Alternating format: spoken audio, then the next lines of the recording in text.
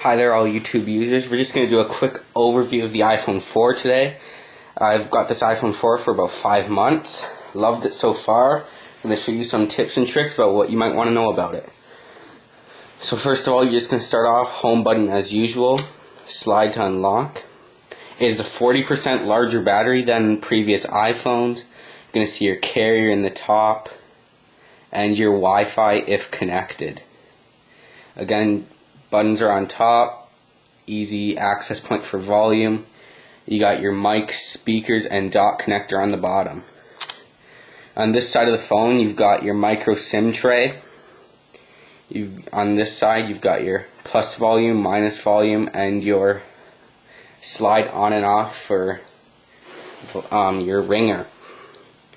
On these iPhones, you do have the front-facing and rear-facing camera apps.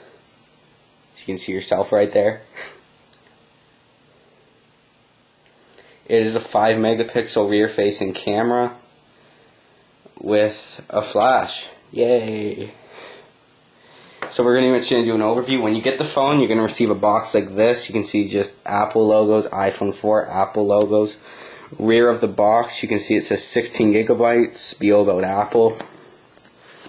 You open the box, you're going to see right here, iPhone comes in here like this.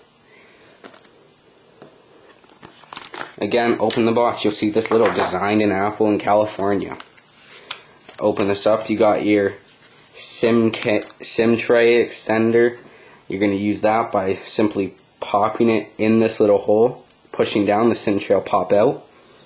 Instructions on how to use that are labeled inside your container. Also in the container you've got some books, multiple languages depending on what country you're in, how to use the iPhone 4. Finally in the box you're going to see your 2 Apple stickers, as with all Apple devices. You're going to get your wall connector right here. And you're going to get your USB. Finally, you'll have your new headphones that come with the phone. You'll have your volume up, volume minus with the center control button with rear facing microphone. It's a 3-jack mic connector, that's for the microphone. This particular iPhone does not have the issues from the Apple's death grip. It will not cause the phone to lose any reception. It will cause some reception loss by grabbing the phone. However, it is not to the extent it was before.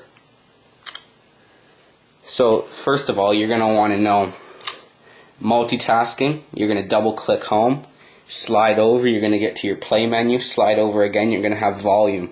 Now, these menus do change when you have specific apps open.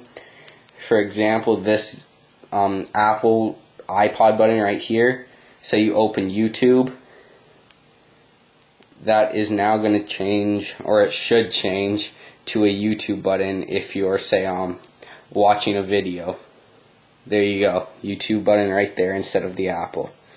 That's when you're watching a YouTube video. You have your standard app store here. You're going to go to your settings. You can just go general, about. You can see I'm running 4.3.3, which is the latest software update at this time. It's running Rogers, and I'm going Rogers 10.0. As you can see there. It's the newest frequency that Rogers transmits at. Pretty much you're going to want to know that, similar to all other Apple devices, hold down the top button. You're going to pull up your slide to power off menu. Hold down in emergency cases if your phone is not responding. You're going to want to hold down the top and bottom buttons for about 10 seconds. It's a full systems reset.